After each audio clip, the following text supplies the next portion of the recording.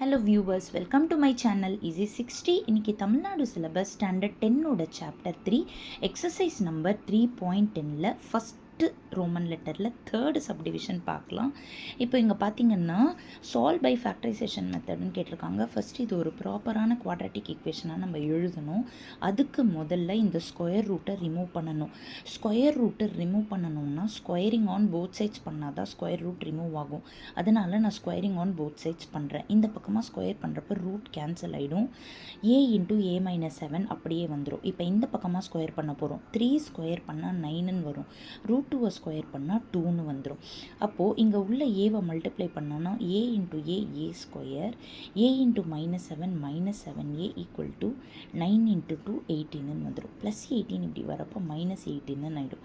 இப்போது இதை ப்ராடக்ட் பார்த்திங்கன்னா -18, இதை 9 2s are 18ன்னு எழுதலாம். ஆனால் மிடில் -7 வரணும் அப்படின்றதுக்காக -9 + 2ன்னு போட்டுக்கலாம். போட்டுட்டு இப்போது இதில் a ஸ்கொயருக்கு எதுவுமே கோஎஃபிஷியன்ட் இல்லை, தட் இஸ் கோஎஃபிஷியன்ட் 1ஆக இருக்கிறதால நான் டைரக்ட் மெத்தட் யூஸ் பண்ண போகிறேன். தட் இஸ் இது கூட a சேர்த்துக்கிட்டாலே போதும்.